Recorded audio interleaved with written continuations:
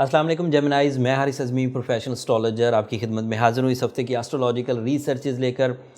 ये वीक जो इस वीडियो में मैं तफसील से आपकी खिदमत में पेश करने वाला हूँ, ये 19 दिसंबर से 25 दिसंबर तक का है। कुछ इवेंट पिछले हफ्ते हमने मिस कर दिए थे, जैसे मार्स नाम का एक प्लैनेट है, वो आपके 7th एंगल पर आ गया था 13 दिसंबर को, बट उस हफ्ते हम लोग वो जो एनुअल वीडियो थी वो आपकी खिदमत में पेश की, तो वो पिछले हफ्ते ये इवेंट हम मिस कर दिया। मैं उसकी कुछ तरतीब इस हफ्ते भी जिक्र कर दूंगा, बहुत तेज़ी से बयान करूंगा क्योंकि सारे short term planets Mercury, Mars, sun, Venus, full moon, सब इवेंट्स इस हफ्ते होने वाले हैं, सब तफसील बयान करता हूँ। मार्च 13 दिसंबर को, जो हफ्ता मैंने बयान नहीं किया, वो आपके लिए आपके 7th एंगल पर आ चुका है। वो सेजिटेरियस एंगल है। मार्स एक फायर नेचर प्लैनेट है, सेजिटेरियस एंगल पर आएगा तो हमेशा फ्रेंडली बिहेव करता है, और उस जब भी वो फ्रेंडली बिहेव करेगा आपके लिए वो 3 फ़ायदों की वजह बनेगा। एक 7th angle, the angle of life partner, 7th angle is the angle of business partnership, 7th angle is the angle of love and relations, 7th angle is the angle of family welfare. तो वो सब advantages आपको देगा। जब भी Mars 7th angle से गुजरेगा ये एडवांटेज 2 महीनों के लिए तकरीबन आपको मिलेंगे। बट अदरवाइज जब भी मार्स अच्छी फॉर्म में हो तो sudden gain is expected. This is indirect advantage of Mars, and physical health staminized होती है। This is also indirect advantage. ये छठे घर को और 11th एंगल को, दोनों को रिप्रेजेंट करता है। 6th angle is angle of government, 6th angle is angle of relation with the seniors and physical stamina. तो 3 फायदे वहाँ मिल जाएंगे, और सडन गेन्स, रिलेशनशिप, ट्रैवलिंग, 3 फ़ायदे वहाँ से मिल जाएंगे। तो 6-7 फ़ायदों की ये एक वजह बन रहा है। 2 महीनों के लिए ये अच्छी फॉर्म में है, आप इंजॉय करिए और अल्लाह का शुक्र अदा करिए। अल्लाह ताला ने बिन मांगे ही एक एक्स्ट्रा फ्यूल आपको प्रोड्यूस करना शुरू कर दिया। Your ruling planet mercury at the moment 8th angle पर है। सूरज 21 दिसंबर को 8वें एंगल पर आ जाएगा, 8वें घर में आ जाएगा। एंगल मींस हम ऑर्बिटल मूवमेंट में किसी एक एरिया को एक एंगल या एक हाउस डिक्लेयर कर लेते हैं, ताकि वो ऑर्बिटल मूवमेंट में पता चल जाए कि भाई 8वां घर हम कहाँ कह रहे हैं, सूरज किधर को होगा।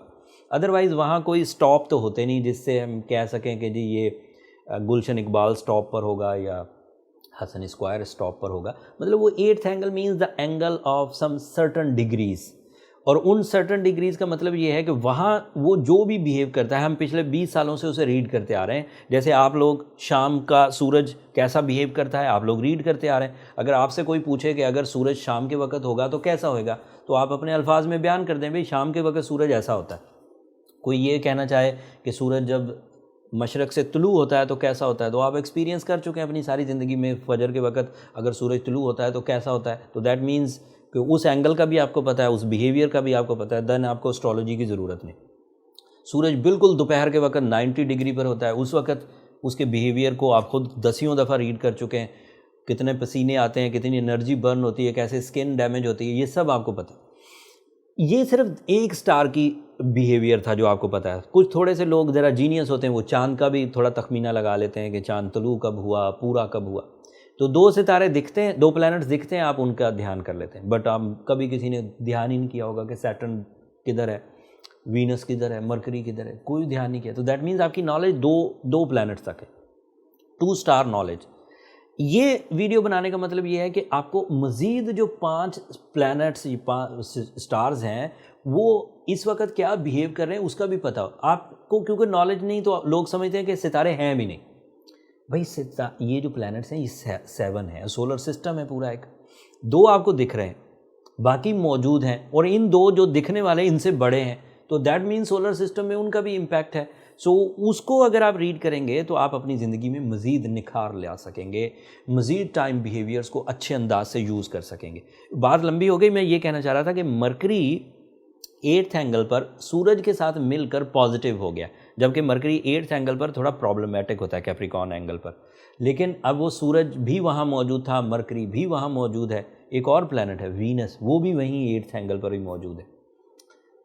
तो उससे लव, इमोशंस, वो जो जनरल उसके एडवांटेजेस हैं वो तो लव इमोशंस हैं, बट उसके आपके लिए स्पेशल एडवांटेजेस क्या हैं कि वो एनिमीज़ को बीट करने का प्लैनेट है, वो डील मेकिंग का प्लैनेट है। अब वो कमज़ोर होएगा, वो 19 दिसंबर को रेट्रोग्रेड हो जाएगा।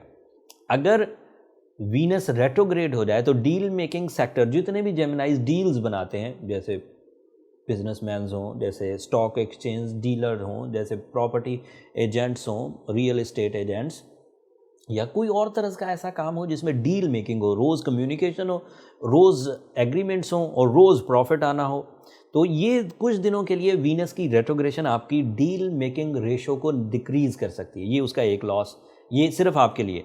जो ओवरऑल लॉस है, Venus is representative of love, care, relationship, attachments, romance, life partnership and pleasures, taste, वो तो आएंगे ही आएंगे। वो जाहिर बात है, जब वो डिक्रीज़ होगा, फ्यूल आना बंद होगा तो या कमज़ोर पड़ेगा तो वो वाले लव इमोशन उतने स्ट्रॉन्ग नहीं रहेंगे, लेकिन वो बेयर किए जा सकते हैं।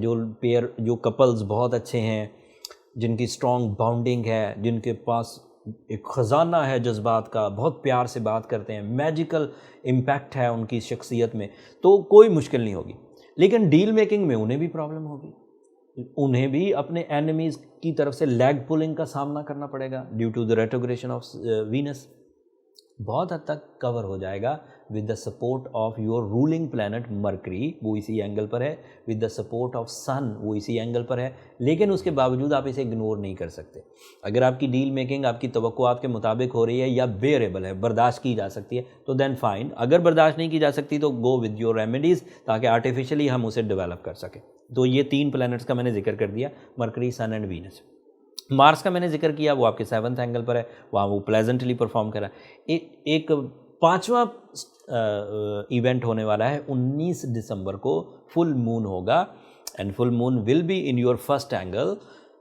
बहुत एडवांटेजेस देगा। फर्स्ट एंगल पर फुल मून हो तो जो इमोशनल साइड वीनस की रेट्रोग्रेशन से डिक्रीज हो सकती थी, वो कुछ दिनों तक फुल मून की सपोर्ट से अप ही रहेगी।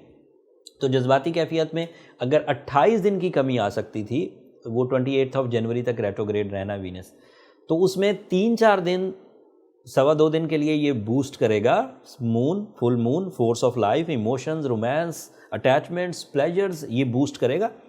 3-4 दिन तक तो आपके पास ये बूस्टर मौजूद रहेगा, तो 28 दिन की ट्रबल्स 25 दिन तक महदूद हो जाएंगी। 3-4 दिन आपको फ़ायदे मिल जाएंगे। तो कितनी सपोर्ट है आपके पास, और बाकी आप खुद क्रिएट करें। अपने माइंड को प्लेजेंट रखें, गमगीन लोगों के साथ ना बैठें, बुज़दिलों के साथ मत बैठिए, ऐसे किस्से, ऐसी प्रॉब्लम्स मत सुनिए जो आपके अंदर मज़ीद कमज़ोरी लाते हो। अगर अंदरूनी तौर पर बंदा ज़ईफ़ हो जाए, इमोशंस उसके बूढ़े हो जाएं, तो उसके जिस्म के बूढ़े होने में कोई देर नहीं लगती। वक्त हमारे अप्स एंड डाउन्स की वजह से हमें मज़ीद इन्हेंस करता है, जबकि जो पेशेंट होएगा वो इन अप्स एंड डाउन से इन्हेंस होने की बजाय, अपनी करेज को बढ़ाने की बजाय बुज़दिली की तरफ चला जाएगा और अपने एंड को इख्तियार करने लग जाएगा। जो चीज़ हुई भी नहीं, सिर्फ उसके सिम्टम्स आए हैं, वो उसे बढ़ा चढ़ाकर अपना एंड कर लेगा, अपने प्लान फ्लॉप कर देगा, अपने रिश्ते फ्लॉप कर देगा, अपनी डील्स फ्लॉप कर देगा। मतलब अभी सिर्फ सिम्टम्स आए थे, कुछ दुख आ सकते थे, दिखे सिम्टम्स आते हुए कि भाई दुख आ रहे हैं, कुछ प्रॉब्लम्स आ रही हैं, उसने वो दुख एक्सेप्ट भी कर लिए, उसे प्लान भी कर लिया कि अब आगे नहीं बढ़ सकते, और प्लान करके उसने सारे रिश्ते पीछे छोड़ दिए, अपने अंदर ख़राबी ले आए। तो this is not a good way. The thing is कि अगर कोई चीज़ आ रही है तो देन आपको लगे कि लेट्स से 1 किलो का हैमर आ रहा है, तो आपको 2 किलो की स्ट्रेंथ क्रिएट करनी है। 2 kg, वो ये केजीज़ में नापते नहीं, मैं सिर्फ एग्जाम्पल के लिए कह रहा हूँ। तो स्ट्रेंथ क्रिएट होगी तो that means that is your limits, आपने अपने अंदर स्ट्रेंथ क्रिएट कर ली, और अगर स्ट्रेंथ क्रिएट हो जाएगी तो आप इवेंट्स को विन कर जाएंगे, कंपटीशंस को विन कर जाएंगे, इवन रिलेशंस को, इवन अपनी इनर एबिलिटीज़ को, एंड देर तक जिंदा रहेंगे। जिंदा रहने का मतलब ये नहीं सिर्फ एज गुजारेंगे, जिंदा रहने का मतलब अंदर से ठीक रहेंगे। That's all from my side. बहुत सारी चीज़ें अभी भी मुझे बताना थी, लेकिन मैं वीडियो को बहुत लंबा नहीं करना चाह रहा हूँ। जेमिनाइज, दिस इज़ अ टाइम जब आपको कुछ एहतियातें बरतनी है। 8वां घर या 8th एंगल इतना ताकतवर नहीं होता।